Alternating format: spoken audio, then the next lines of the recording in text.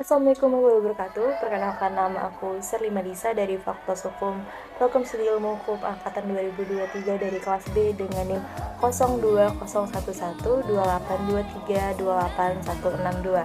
Jadi di sini aku akan mereview film Jokro Aminoto yang diperani oleh Reza Rahardian.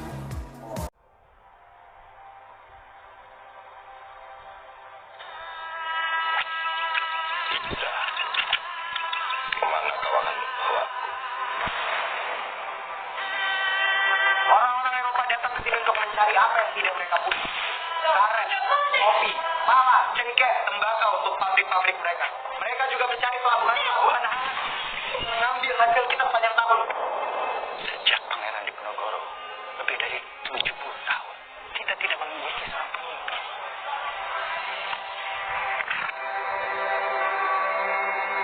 Mari kita bersama-sama melakukan perlawanan atas ketertindasan agar semua rakyat Nusantara tidak lagi dipandang sebagai seperempat manusia.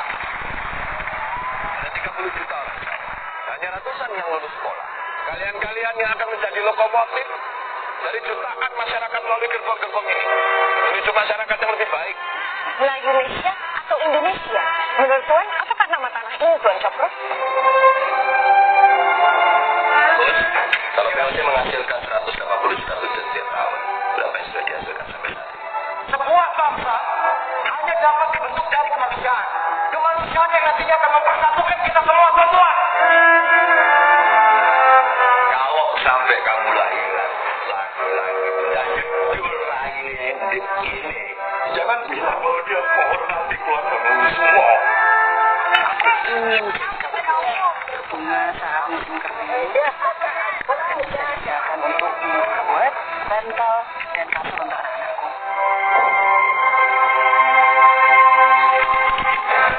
Mereka hanya patuh kalau kita hukum. Dia dan adik meluntut mencatur, mohon maaf, ucapan. Buruh adalah polisi.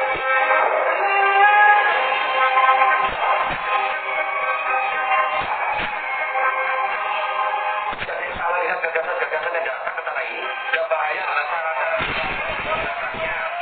In deze nieuwe wereld hebben we mensen als Jokro Aminoto. Jokro is gevaarlijk, ik zie het nu. We zouden hem moeten opsluiten. Wah yang besar masuk kampus semua. Ini kepada buruh. Ini malam. Aku ngerti, Ibnu Putri Clara. Kalau tanah ini punya pemerintah sendiri, siapakah aku? Apakah aku termasuk pribumi? Saya Agus Salim akan hijrah bersama seorang Jokro Aminoto.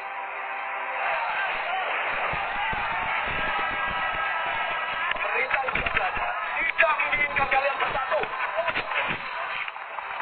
Karena kalau kamu sudah ada Tiongkok bersatu, maka subur tanah ini.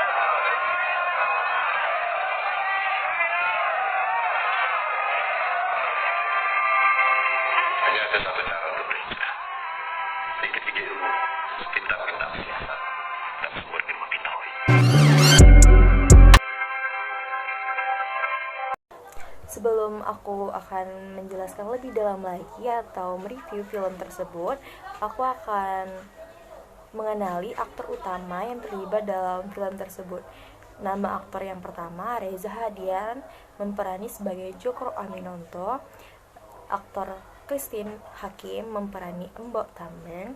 Maya Estianti memerani Bu Mangos Sumo. Chelsea Islan memerani sebagai Stella. Putri Ayudhya memperani sebagai Suhar Sikin. Deva Mahendra sebagai Presiden Soekarno. Didi Petet sebagai Pak Haji Garut. Alis Komang memperani sebagai Hasan Ali Suranti. Tata Ginti memperani sebagai Samuon. Lalu Ibnu Jamil memperani sebagai Haji Agus Salim. Alex Abad memperani sebagai Abdullah. Christopher Nelwan sebagai Jokro Aminoto waktu kecil. Egy Fetli Ibrahim. Seperti judulnya, film ini menceritakan tentang kisah hidup serta perjuangan Jokro Aminoto sebagai seorang bangsawan sekaligus pahlawan di Indonesia. Hadir di film berbangsa, Jokro Aminoto bukan hanya sekedar untuk mengisi hiburan saja, melainkan juga untuk belajar sejarah masa lalu Indonesia. Berawal dari mencari kebahagiaan. Djoko Aminoto lahir sebagai keturunan bangsawan. Ia pun dibesarkan dalam keluarganya yang sangat religius di daerah satu desa di Jawa Timur, Ponorogo. Dikelilingi oleh keadaan yang serba enak, ternyata membuat Djoko Aminoto tidak merasa bahagia, malahan ia merasa tidak nyaman karena melihat keadaan masyarakat Indonesia saat itu kondisinya tengah dijajah oleh Belanda. Berawal dari rasa pedulinya inilah Djoko Aminoto rela untuk melepaskan dirinya dari kenikmatan sebagai seorang bangsawan dan memilih untuk bekerja. Ia pun memutuskan pergi dari rumahnya untuk bekerja sebagai kuli di sebuah pelabuhan. Djoko Aminoto melawan penjajah. Di pelabuhan, Djoko Aminoto ikut berbaur bersama rakyat dari golongan bawah. Tidak lama setelah itu, ia pindah ke kota Surabaya setelah menikahi perempuan bersama Suhar Sikin. Masih melihat tekadnya untuk berjuang melawan penjajah, Djoko Aminoto melancarkan perjuangannya melewati surat kabar dengan menuliskan isi pikiran terhadap rakyat pribumi yang diperlakukan tidak adil oleh penjajah.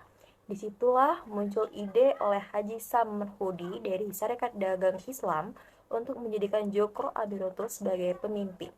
Di sini, ia mengubah nama SDI menjadi Sarekat Islam dan akhirnya berhasil mendatangkan 2 juta anggota. Lalu, konflik cerita pun terasa saat akhirnya kehadiran Djoko Aminoto dianggap sebagai bahaya oleh penjajah Belanda. Film yang bercerita tentang kisah hidup HOS Djoko Aminoto dirilis pada tahun 2015. Bagi yang ingin melihat bagaimana perjuangan pahlawan nasional Djoko Aminoto dalam membuat masyarakat pribumi memiliki hak yang setara, bisa kalian saksikan di link deskripsi video ini. Terakhir, saya akan menjelaskan kelemahan dan kelebihan film Djoko Aminoto. Kelemahan film tersebut, penggunaan 3 bahasa sekaligus, yakni bahasa Belanda, bahasa Indonesia, tetapi bukan bahasa Melayu, dan Jawa. Di dalam film ini, sebagai rakyat jelata yang diceritakan seharusnya hanya paham bahasa Jawa saja.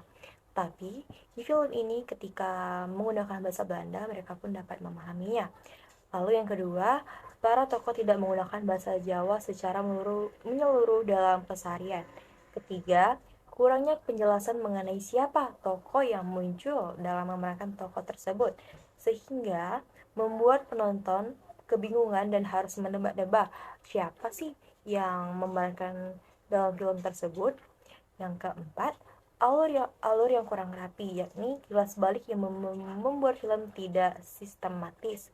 Dan kelebihan film tersebut menurut saya, satu, setiap pemain memerankan perannya dengan sangat baik dan sangat mendalami peran dan mendalami karakter masing-masing tokoh, terutama buat Reza Rahardian yang berperan sebagai tokoh utama yakni Djoko Aminoto dalam film ini.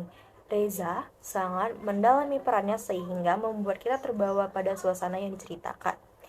Selain drama yang disuguhkan, di film ini juga menyampaikan pesan moral yang sangat dalam tentang kehidupan yang sangat memprihatinkan pada zaman dahulu.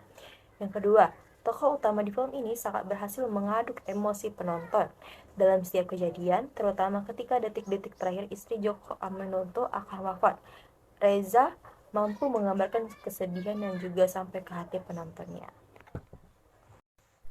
Lalu, kelebihan film tersebut, pengambilan gambar yang juga menarik dengan latar belakangan suasana zaman dahulu membuat kita sebagai penonton bisa lebih mengenal seperti apa sih kehidupan zaman dahulu, dari mulai adat istiadat, pakaian, seperti hingga sudut pandang orang-orang zaman dahulu. Subtitle membantu penonton dalam mengerti bahasa selain bahasa Indonesia yang ada di film ini. Film ini menjadi lebih menarik karena menampilkan tokoh Bagong dengan badannya yang kecil dan tokoh rekaan seperti Stella yang diperankan oleh Chelsea Islan, gadis blasteran Belanda Jawa. Mereka berdua menambah film ini menjadi lebih menarik dengan menjadi penengah maupun pertanyaan-pertanyaannya. Mungkin itu saja yang saya jelaskan tentang mereview film Djoko Aminoto tentang guru bangsa atau pahlawan besar di Indonesia. Sekian, terima kasih. Mohon maaf jika ada salah kata dalam penyampaian tadi. Terima kasih. Wassalamualaikum warahmatullahi wabarakatuh.